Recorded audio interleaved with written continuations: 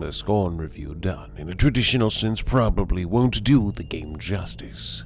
It is so rare when a game like it comes out and utterly defies the conventions of design and deliberately disregards the need of general audiences. Some may consider Scorn pretentious, but it is ultimately aspiring to be a work of art. Scorn is not a game for everyone. It's a game made for a very specific niche of gamers who desire something more avant-garde than what is expected from most arty indie games.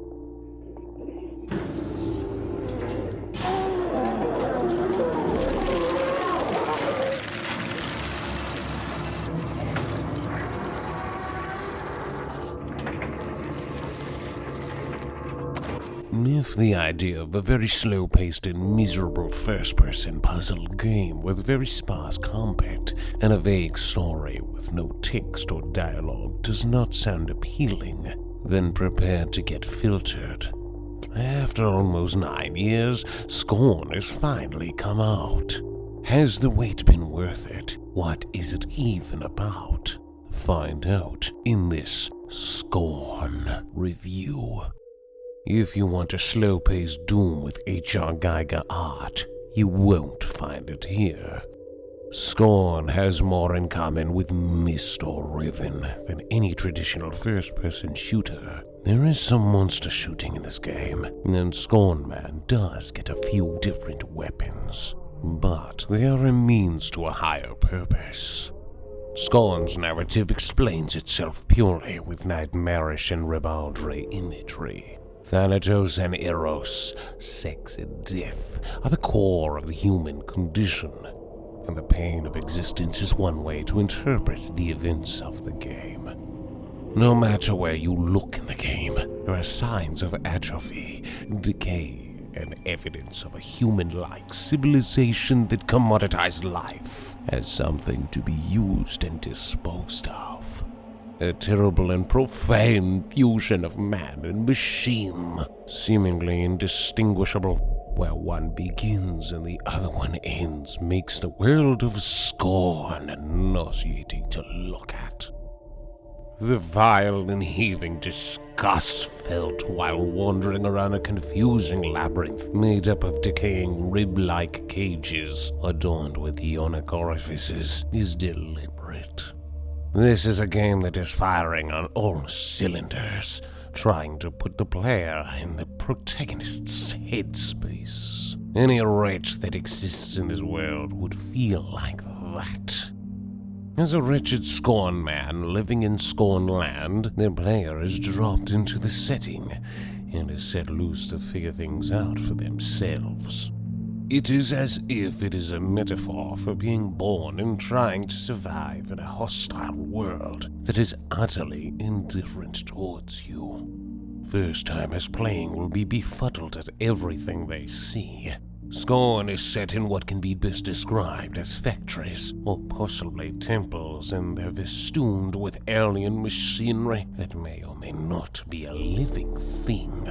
It is not explained. It is left up to the player to take it all in and internalize it. As vague as a story as this may seem at first, the plot is as very simple as you may think and easy to follow. Yes, the major events involve the player's characters modifying themselves and gradually succumbing to the horrifying transformation while also seeking ascension to a higher plane of existence. Hopefully, an existence that is better off than living in Scornland. What elevates Scorn is its unbelievable attention to detail and effort put into the environmental storytelling. Yes, this care is also applied to the puzzles and how the player interacts with the world around them, making for a very immersive experience. Looking down, players can also see the nightmarish modifications done to Scorn Man's body. It's a gradual process that occurs with major events in the story and shows how far gone this guy is going to escape the existence he endures. The puzzles vary from manipulating machines to lighter puzzles, just to try and understand how any of the stuff in this environment works from contextual clues. Scorn is involved in this manner, and it invites the player to mess around with those bony gizmos. Go deeper into the surreal world, I dare you.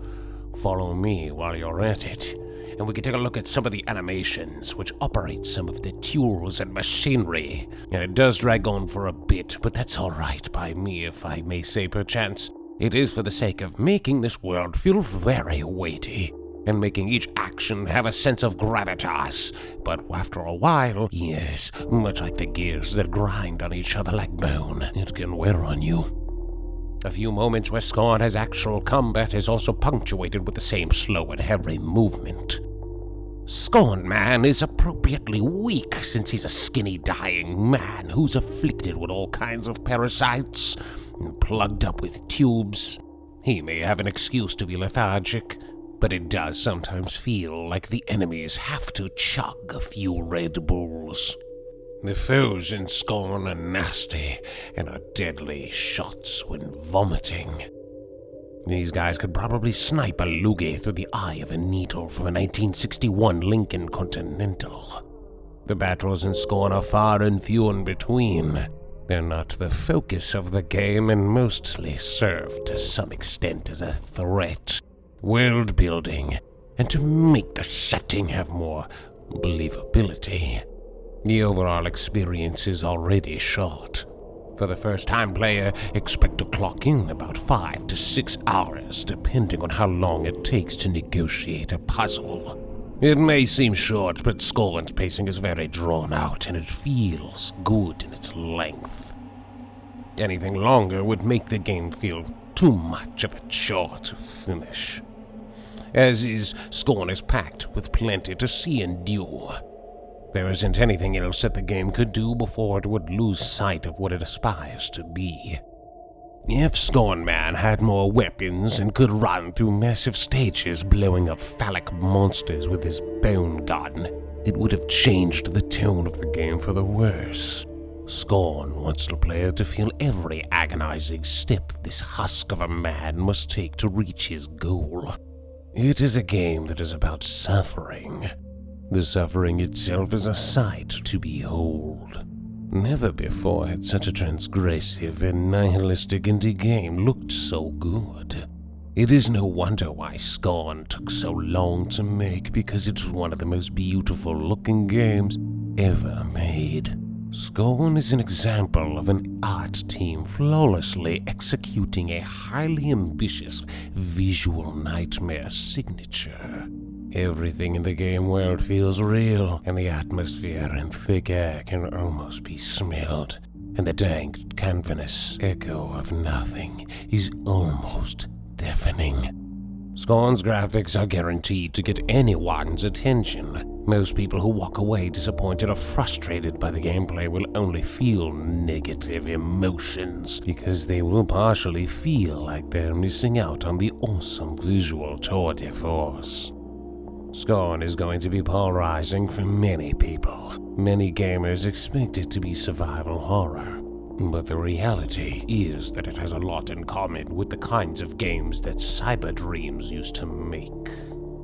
Games like Darkseid 2, or I Have No Mouth and I Must Scream were traditional point-and-click adventure games, and Scorn feels like it carries on their legacy. There is a lot of overlapping DNA between all three of these games as seen in the art direction and the nihilistic themes. Anyone who enjoys the kind of games that Cyber Dreams used to make will adore Scorn. Bleak and surreal puzzle-driven adventure games that treat the player like an adult. It may cost a bit much if you don't have Game Pass, but it is the kind of game that stays with you long after you play it. What a shame it would be if you didn't like and subscribe. Maybe if you shared this video, Command might let me review more cool and interesting games.